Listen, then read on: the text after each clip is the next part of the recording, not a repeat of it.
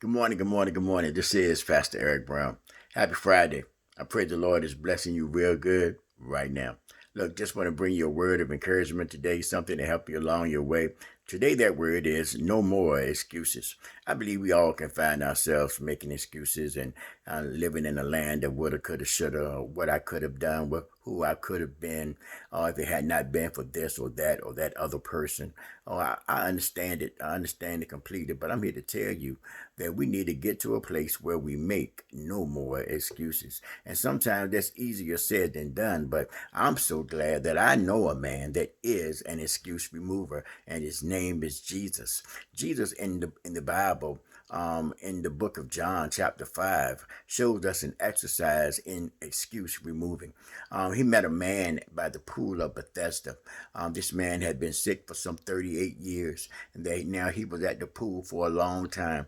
And he was there with the hope that when the angel would come to trouble the water at that pool, that he would be able to get in the pool and receive his healing. But here's the problem. The angel only came every now and then. And when the angel did come and trouble the water, you had to be the first one in to get your healing. Well, because of this man's condition, he was not able to get himself in the pool. And this is where he meets Jesus. After being there for so long, Jesus saw him and had some compassion on him. And Jesus came up to him and he asked him, he said, would you be made whole?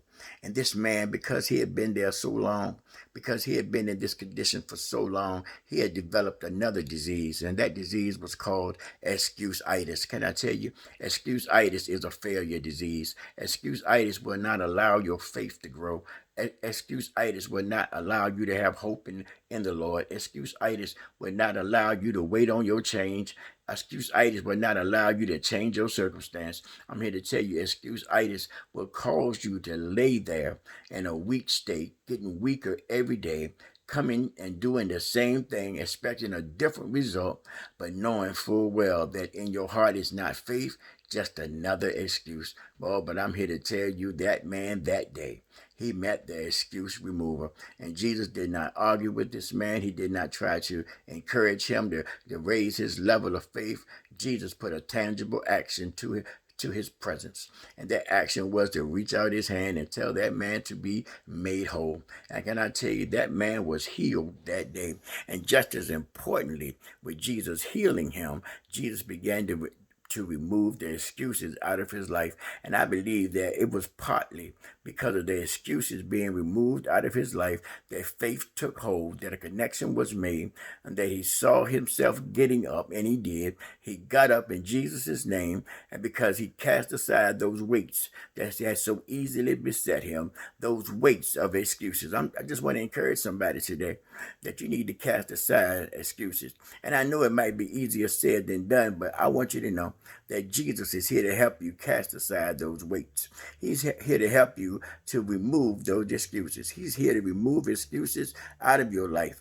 Jesus died on the cross so you wouldn't have any more excuses. Jesus died on the cross so you could do better than your situation. Jesus died on the cross so you could overcome your situations. You don't have to make excuses now. Jesus not only died on the cross, but he rose on the third day, all to alleviate you and your excuses. All you can go through, you can be the head and not the tail. You can be above and not beneath. You don't have to make up things as to why you're a failure, but know that you are victorious in Jesus Christ. Uh, Look, today is the day to stop making excuses. And today is the day to make changes in your life. Today is the day to put your hand in Jesus' hand and be made whole. Look, you have a blessed day. Be encouraged throughout the day. Continue to love the Lord as he continues to love you. Peace.